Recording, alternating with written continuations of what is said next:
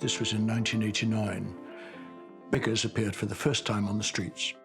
Cambridge wasn't terribly rich then, but it was a profoundly shocking experience to the sort of people who lived here.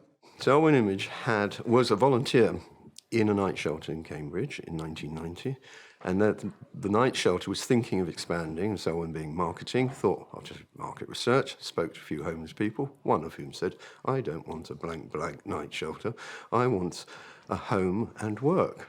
And Selwyn had been a volunteer in Emmaus in France in the 60s, and he thought, let's see if it still exists. Could we introduce it into England? Somebody rang me up and said, would I do a fundraising job for the mayor of Cambridge? And I remember him saying to me, have you heard of Emmaus? And I hadn't, didn't mean anything to me. And he mentioned Abbé Pierre, the founder. And then he mentioned somebody by the name of Selwyn Image. And he said that Selwyn had approached him about starting Emmaus in this country. And it was giving home and work to homeless people. With Selwyn and others, we set up the committee and we looked for property in the area. Having been an architect, I was able to help in that way.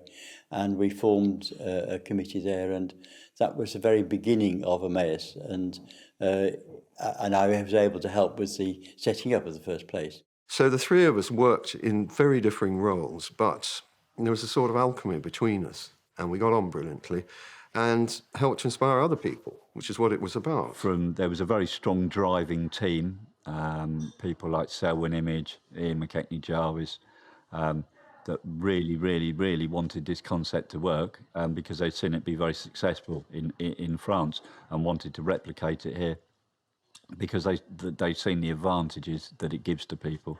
At that time, they had found a property, just two L-shaped barns in the middle of a field, and I remember going to see it, and everything was overgrown.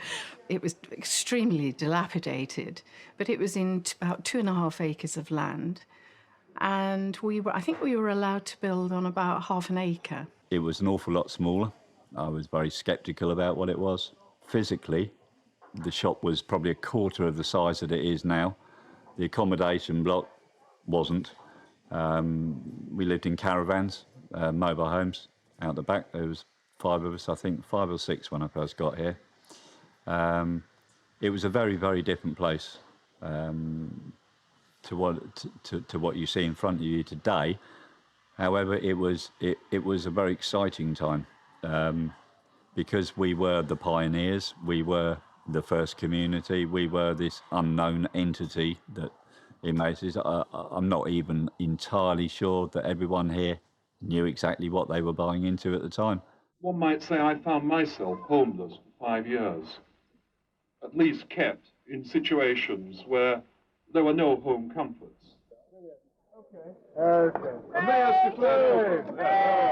The Emmaus community has changed tremendously since I knew it, from just a handful of people struggling to get started to what you see today, which is a flourishing community with books, with records, with furniture.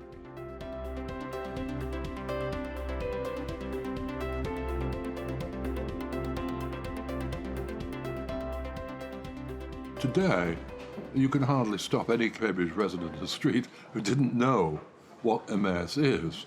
It's an active, lively community, part of the wider community, serving the local community. And those points are critically important. They catch Emmaus rather like a virus, and then they suddenly see what it's about. And instead of being sort of unwilling receivers of government bounty, they actually become philanthropists. They decide where the surplus money goes. They decide.